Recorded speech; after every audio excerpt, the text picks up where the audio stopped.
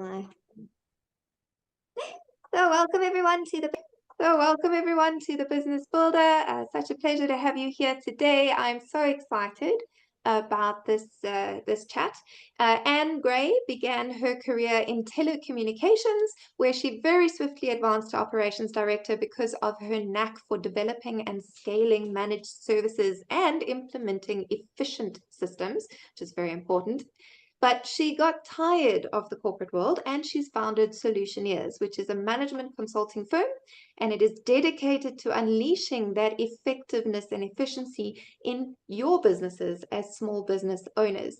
And today she's going to walk us through what I consider the most important part of being effective as a business owner, which is loving what you do.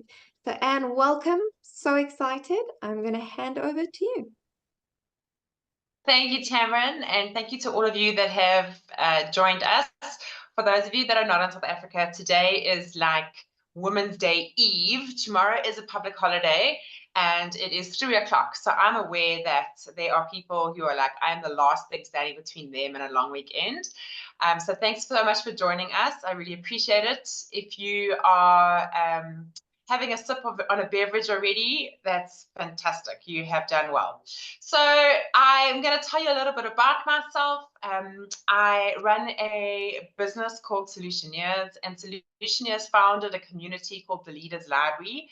And I basically run read-alongs. So a read-along is where we pick a business book and we read it together, and it takes about 8 weeks, and generally we focus on management or leadership development, or we focus on building better businesses as business owners, and that's really the focus of the books in the Leaders Library.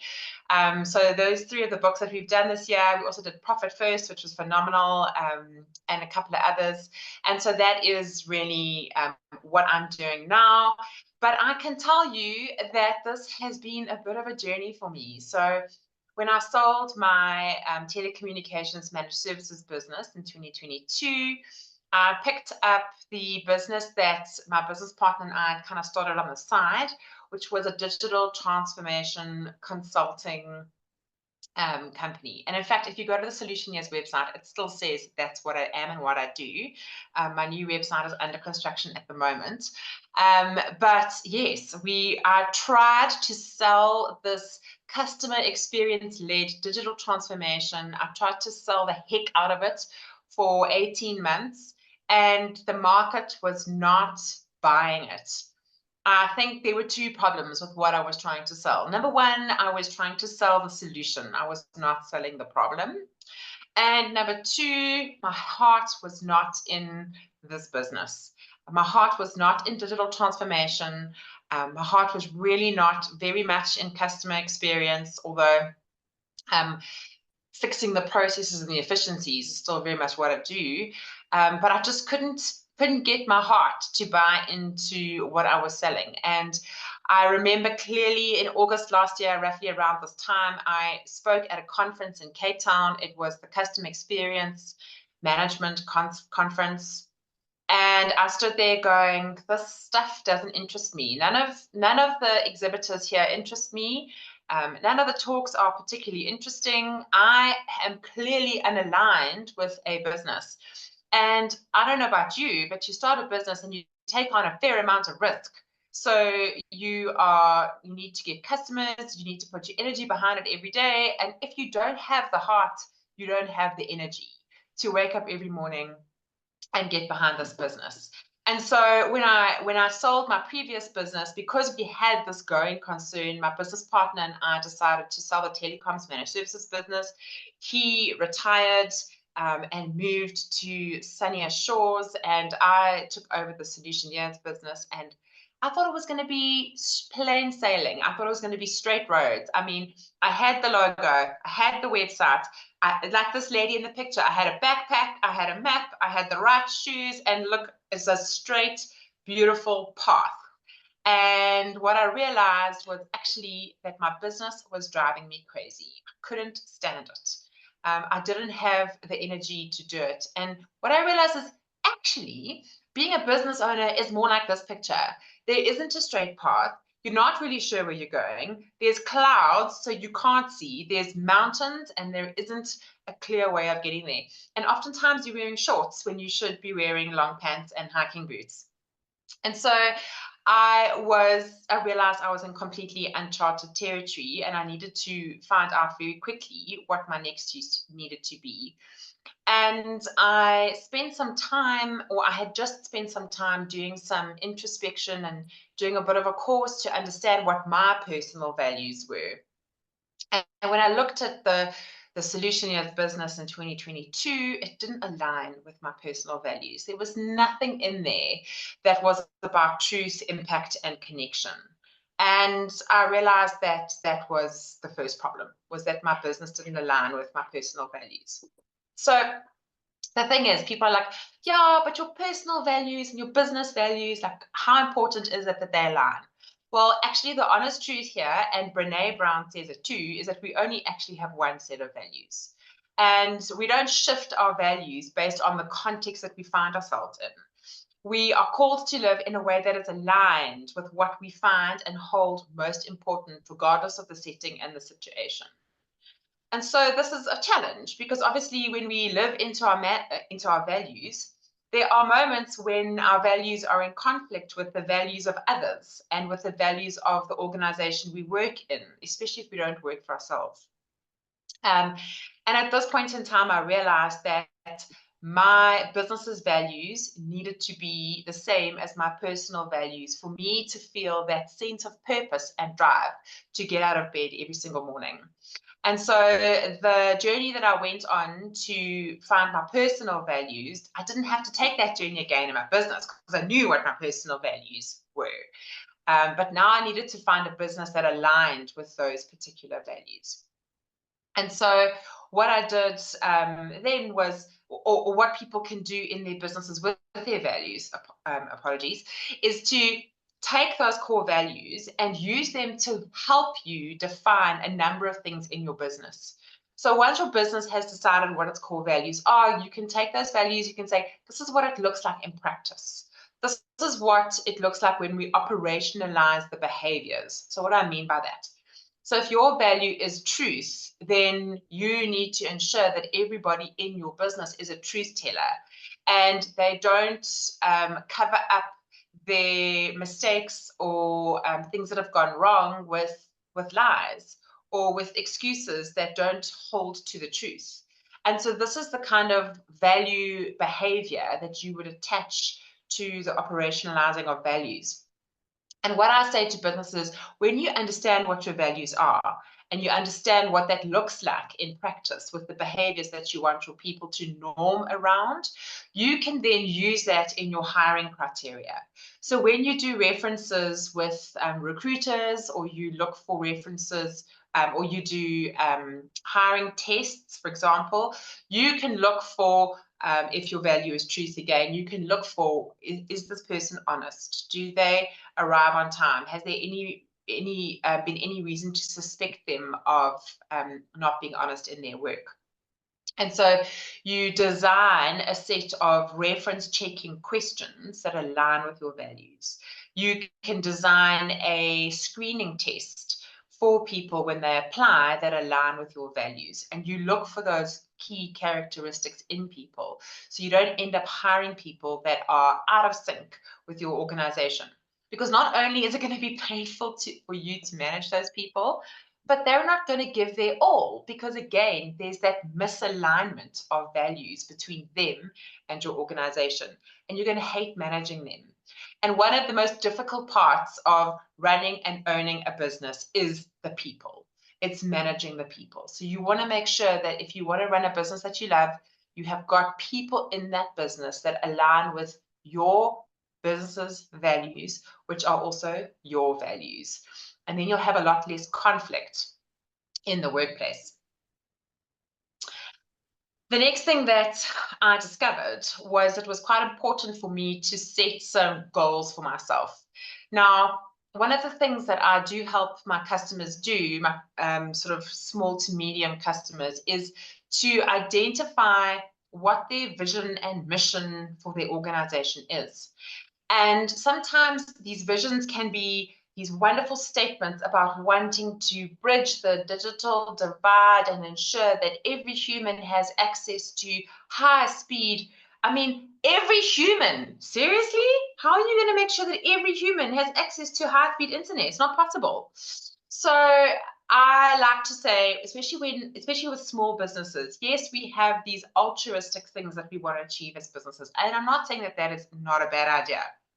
But what I am saying is, if you are trying to chart a course for yourself and you're trying to understand where your business needs to go, it's very important to have realistic goals that people in the business can get behind. So one of the books that we do in the Leaders Library, and we do it every year because it is such an important book for small business owners, is called How to Grow Your Small Business by Donald Miller. And Donald Miller in his book says that the primary job of a leader is to clearly define the destination and then reverse engineer the plan to get there.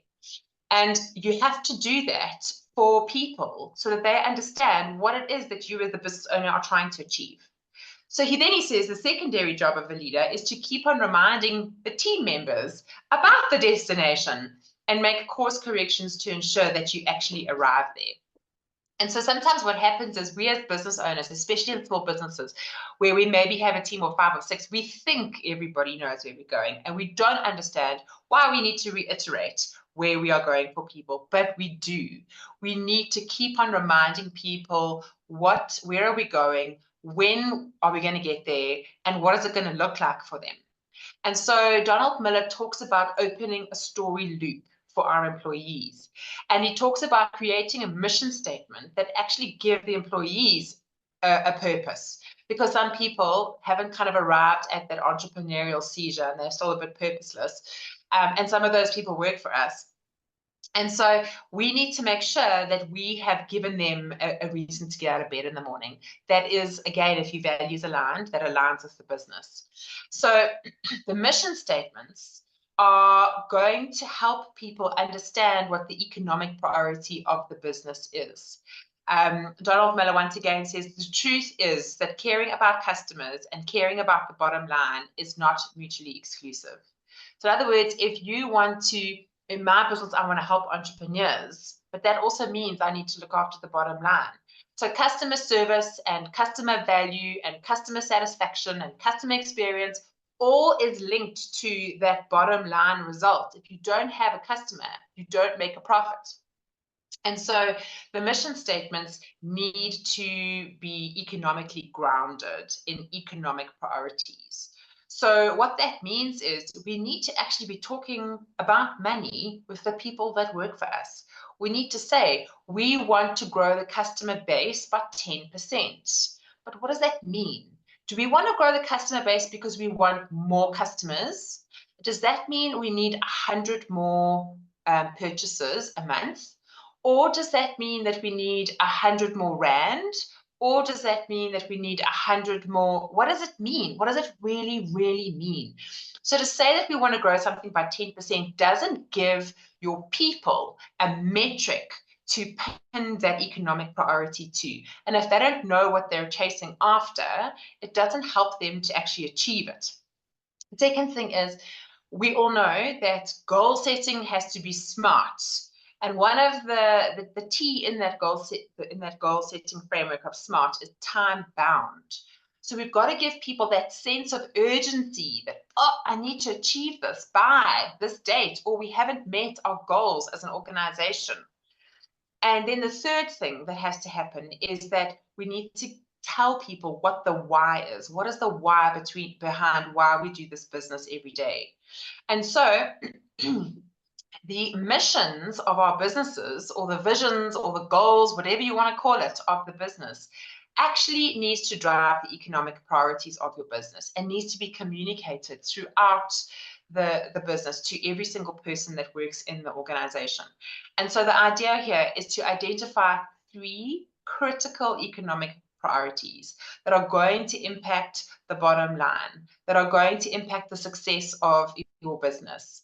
Then a deadline, I spoke about that already, being time bound. And lastly, why is this work important to the world? to your customers, to give those people that work for you a sense of being part of something that is bigger than them. And so when we do this, this is what it looks like. Each one of those economic priorities is the X, and then the goal by when is the Y, and then your because is the Z. And so when at the end of this masterclass, I'm actually going to give you a downloadable where you can go and put in the 3 different economic priorities with the 3 different time-bound goals with the 3 different whys. Now, some of the whys might be the same, and that's okay. And some of them might be different, and that's also okay. They can all be the same if you want them to be the same. But you want to put in your 3 economic priorities, 3 whys, and so you can have a short-term goal and a long-term goal and a medium-term goal, or they can all be for the same time range. It doesn't matter. But we need to do this. So my particular goal, just to show you how this works in practice, is we are going to help 60 entrepreneurs start or level up their small businesses by the end of 2024, because every entrepreneur deserves to create the life they want to live.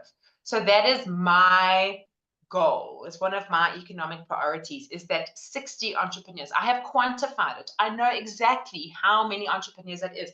And in fact, I keep a record. Every time I work with a new entrepreneur or somebody new joins my read along, or I coach them, or we have a business focused hour, I write their name or their business name in a book.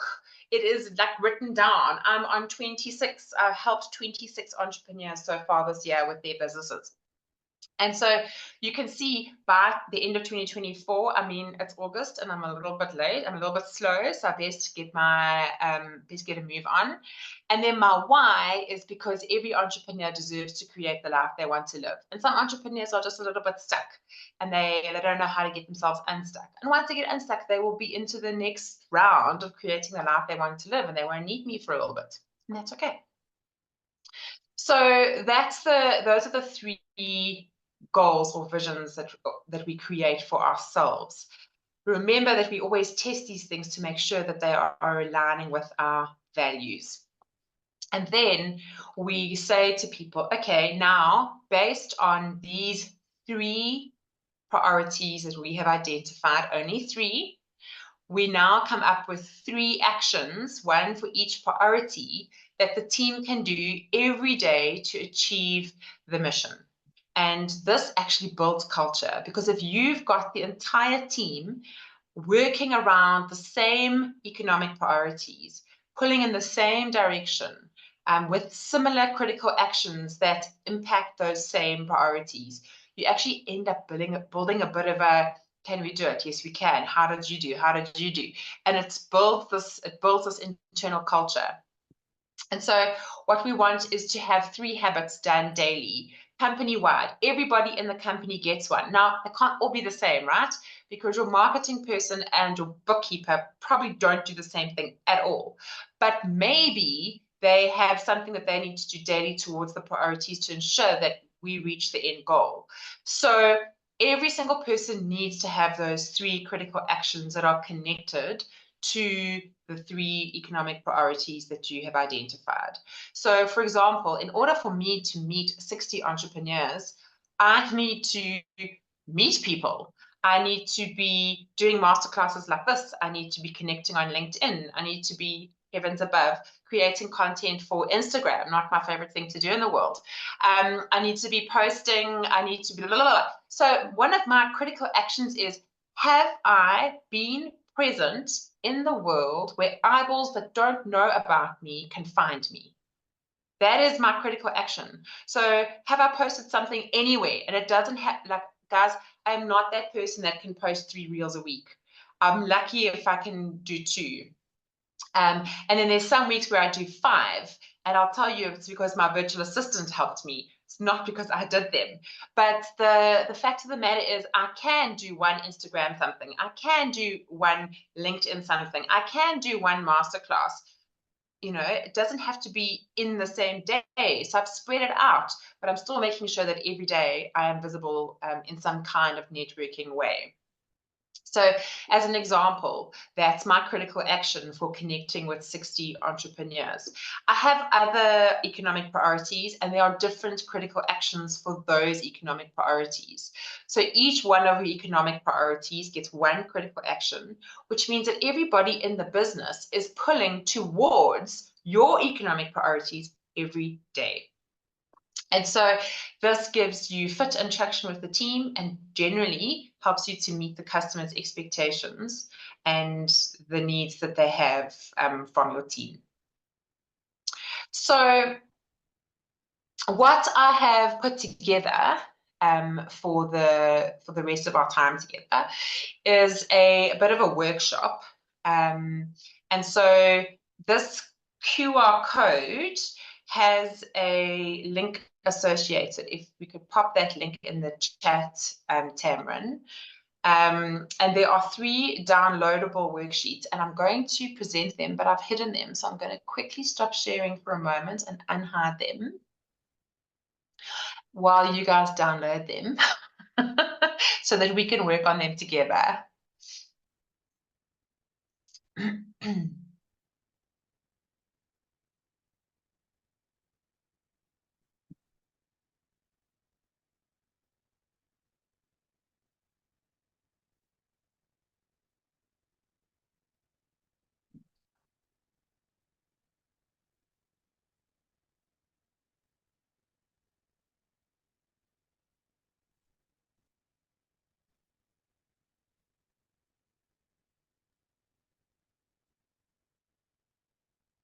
There we go.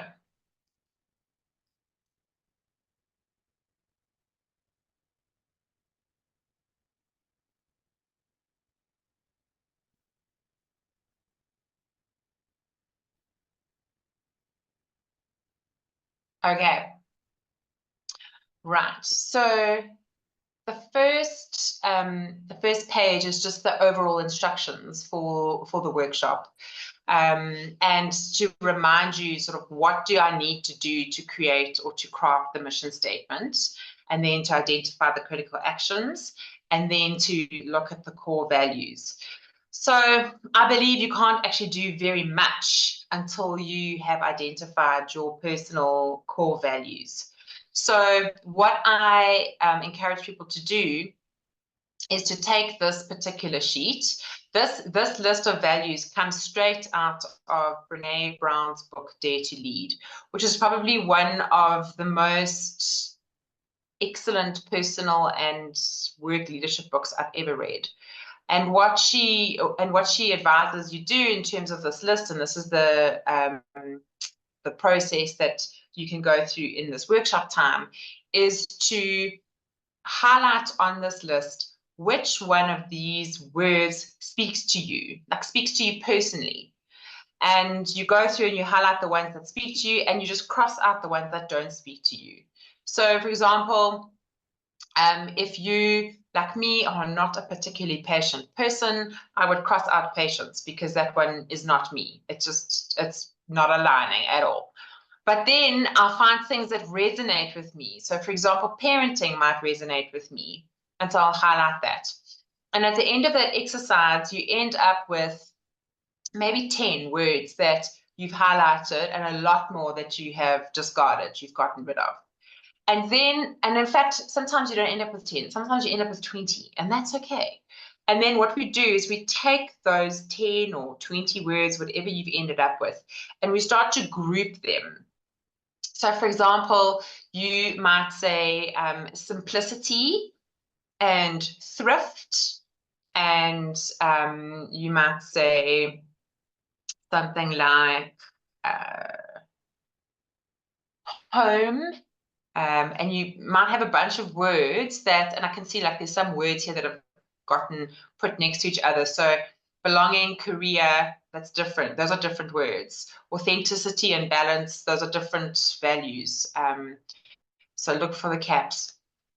And so we go and we say, okay, so thrift is one of my words, and service is one of my words, and simplicity is one of my words, and responsibility is one of my words. And you realize there's this theme coming out around stewardship, around the simplicity of life, around being thrifty, around being a good steward of what you have. And so you realize that that's actually one value. Even though you've got 5 words on your list, they're actually talking about one value. And so then you drill down into that one value. You say, okay, what does this actually look like? Am I thrifty, or is it about stewardship? Or is it about simplicity? Like, what is it really here? And you'll find the word that resonates the strongest in terms of that value. So that's how you go about kind of grouping values and distilling them. And you want to sort of land on anywhere between 3 and 5 values. More than 5 is really too many. I have like a 4th one that I don't talk about much, because it resonates with me strongly in terms of what I do, but I don't like the word that I've chosen. So until I've found a word for it, I'm gonna just keep it under wraps. But it's definitely, there's definitely something there. So that's how we use this. And then at the end, I've got 5 lines there for you to write the 5 words that you sort of end up with. Now, this activity is probably going to take you about 20 minutes to do, because you're going to have to go through every single one of those words and cross them out, and then write them down and then group them. And if you do it properly, it could take more than 20 minutes, but it's going to take you not less than 20 minutes to do.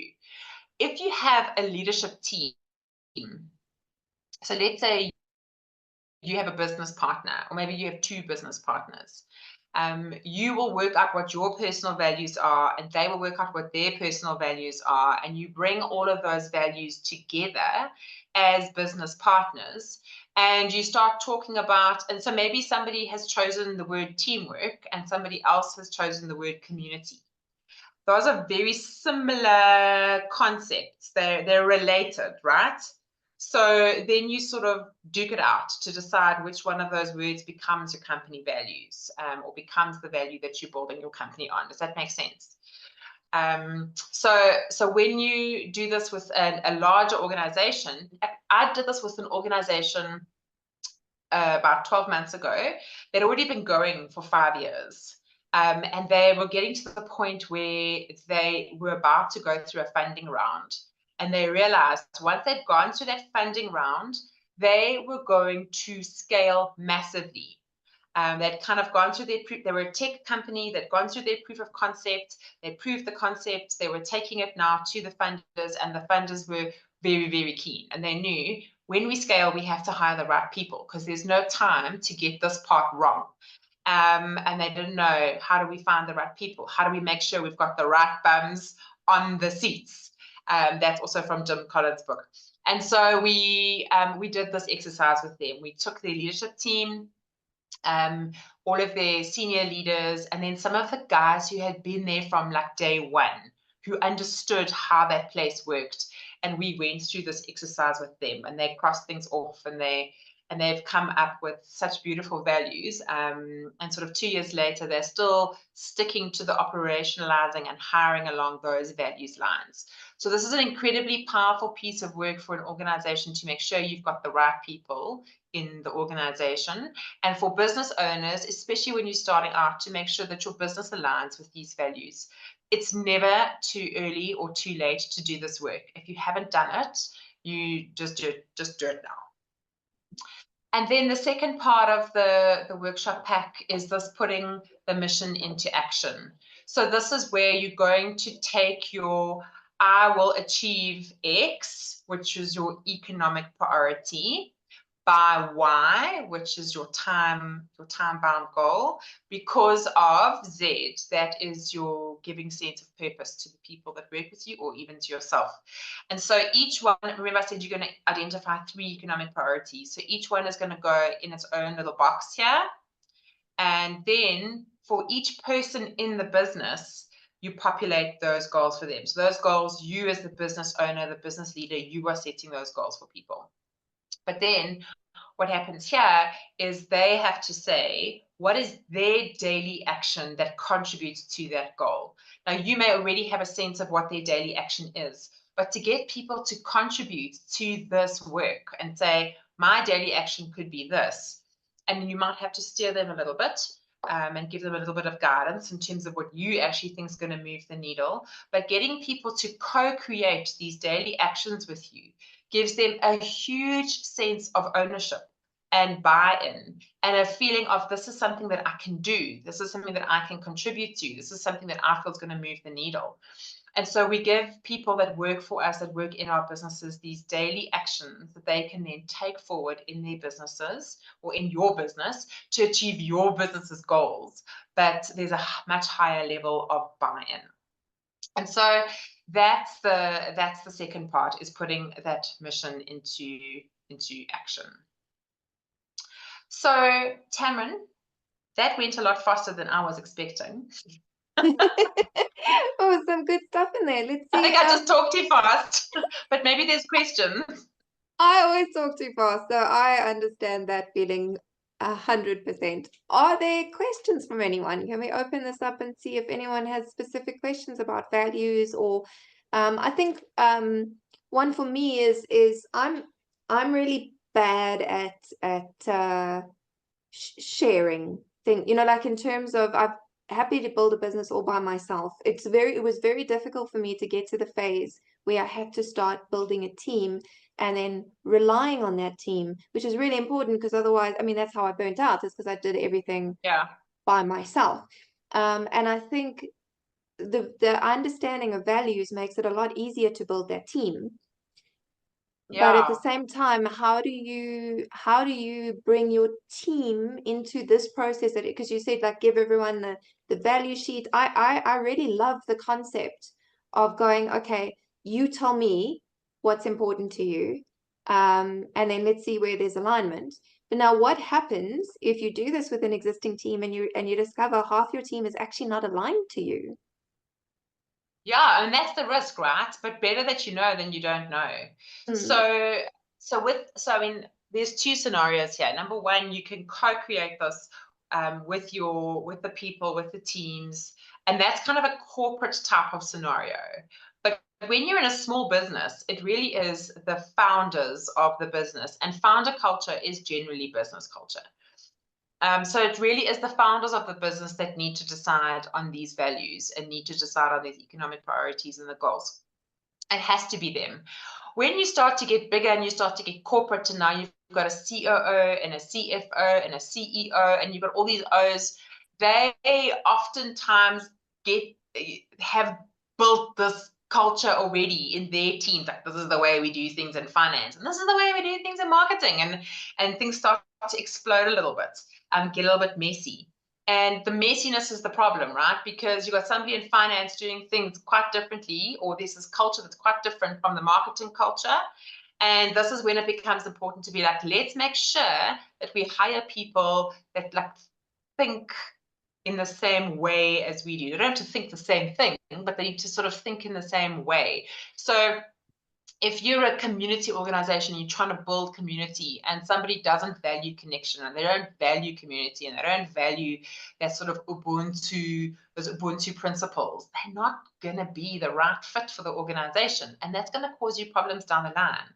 So if you do this now, and you sort of 4 years down the line, and you've got a team of 7 people, and you realize you've actually got somebody who doesn't really fit the mold, they don't fit what you've created, then to have a one-on-one conversation with that person and be like, how are you feeling about work? How are you feeling about the work that we ask you to do and the culture that's here? And, how are you fitting in with that? Because it doesn't seem to align well with you. Like, you're definitely an outlier. And you can have people who literally come to work because it's a job. And, there are people in this world that have never been in a corporate or in a small business that wasn't their own before. I acknowledge that. But I was. And I think back to before I had ownership mentality. And sometimes you just go and you do the thing you have to do, and you go home because there's a paycheck at the end of the month. And that's your motivation. Your motivation is your paycheck. But what you're looking for is for people where their motivation aligns with what your business's motivation is. And yeah, so when you find those people and they haven't aligned, they're potentially going to leave anyway. And it's to know, okay, now I know who's unaligned. I know where we're at risk of losing people. I know where we may have to, you know, fill a position in the future. And it gives you that sort of foresight, so that that resignation is not a surprise when it comes. You kind of like maybe had a succession plan in mind, or, you know, thinking about it already. So yeah, I think it is tricky to do this work and then realize you've got a square peg in a round hole. But at least you know about it. Yes, yes. So you can only fix what you know about her. Exactly. Liana said that she said knowing your business will assist in identifying the right people, which is it's true. You know, it's so that's why it's so important to do that value introspection in the beginning. Yes. So So the company that I sold, we had a values questionnaire. And so what we did was we created a Google form. And if somebody applied for a job that we had, I can't remember, maybe it was 8 questions that they had to answer. There were multiple choice questions. So the right answer was in front of you. It wasn't something that you had to imagine. You know, it's like one of the questions was something like, so one of the values of that organization was ownership. And so one of the questions was, you have a report to complete and it's due to the customer in the morning and it's 3 o'clock and you realize that the wrong pricing has been given to you to use. What do you do? And option 1 was, I just go ahead and use the wrong price that was given to me because it's somebody else's fault. Option 2 was, I try and phone the person who was responsible to give me that price. Option 3 was, I'll wait till tomorrow when they get into the office. Oh yes, and that was the other thing in the scenario. This person wasn't in the office. And option 4 was, I'll send them an email. Now, high ownership for me is pick up the phone and phone the person and confirm why you've been given the price that you think is incorrect. But you get lots of people who are just quite happy to send an email or quite happy to wait till tomorrow when they get back to the office and then your report is late with the customer.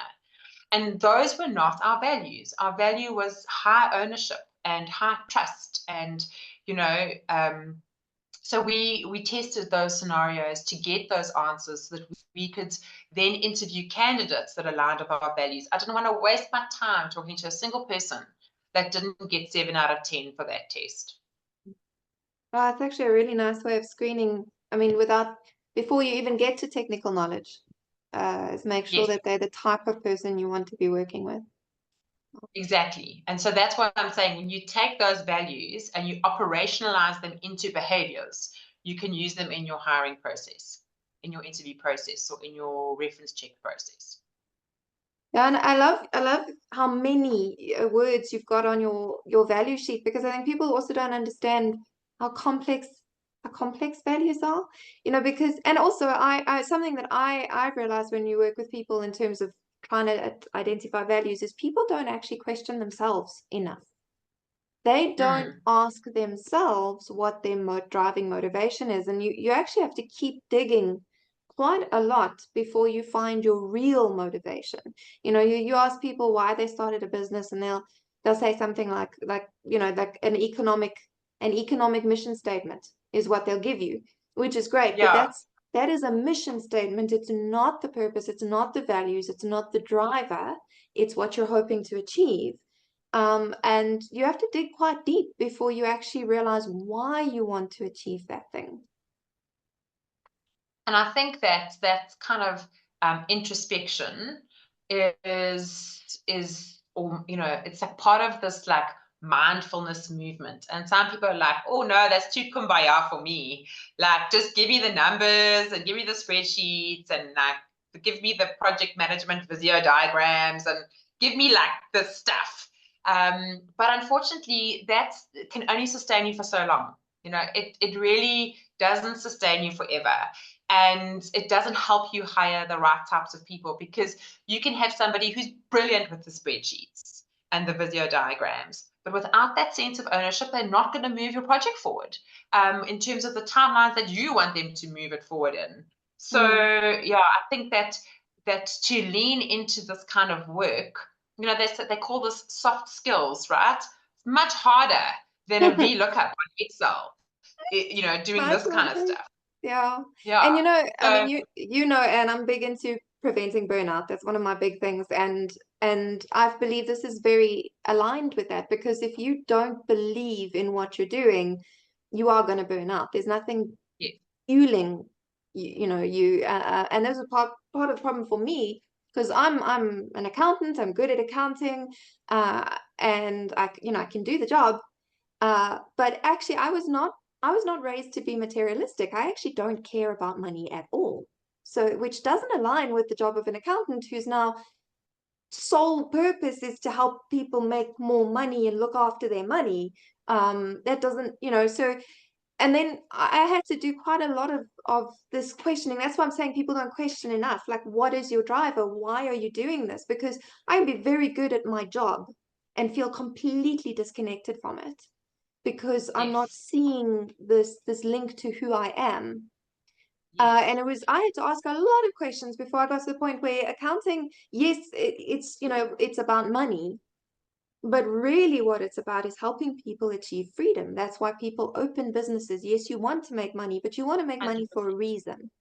That profit that you're aiming for, that is so that you can pay off your bond before you're 50, or it's so that you can take your kids on holiday every year, or so that you are not stuck in a system that you're unhappy with. For example, a lot of people leave corporate because it just drained them, and then they wanted the freedom of their own thing without realizing how hard it is to build.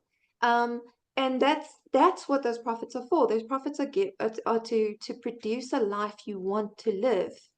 And for Yeah, each person, that's a totally different driver. Someone might want to put their yeah, kids through school, and someone might be aiming for a mansion on the hill. But either way, they've got a driver. And for me, it was so much easier to realize my driver was just to help people achieve freedom. It didn't, yeah, so it's not about money. For some people, it is. But really, for me, it was like, if I help you grow a business properly, you can have a life you want, and I don't have to quantify that in dollar signs, which helped me, because when I was quantifying everything in dollar signs, I was actually very unhappy. right. 100%. I mean, I think maybe that standing at that conference in August, if I had carried on, I probably would have burnt out. Hmm. But realize, it's in that moment, at that standing in miserable winter Cape Town. Sorry for anybody that lives in Cape Town, but oh my goodness, your winters are terrible. I was just like, oh my gosh, I can't carry on doing this. It just doesn't feel like me. This business doesn't feel like mine. I want a business that feels like it's my business, not like I rebranded something that I was doing with somebody else and then he retired and So yeah, I had to recreate my life. And like you said, it's about having that freedom. And for some people, it's freedom of time to spend more time with their children. For others, it's the financial freedom that they need to feel, a sense of achievement or whatever. But yeah, the values, I think people massively underestimate aligning their personal values with their business values. No, and I'm so glad that you spent this time to chat about it, and I'm grateful for everyone who came live, and hopefully also lots of people watching the recording.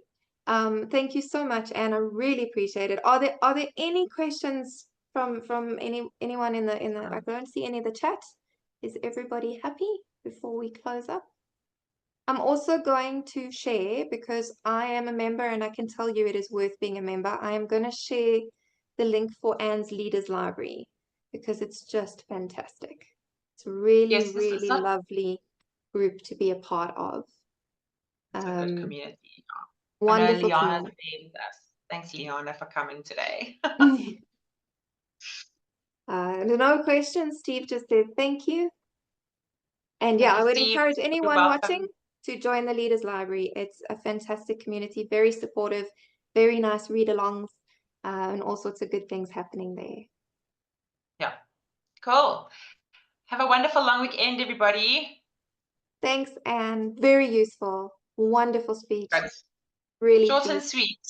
Oh, it's fantastic. You don't need more than that. It was No, meaningful and impactful, and if it's applied, it can change people's lives. So thank you. You're welcome. Thanks, everyone.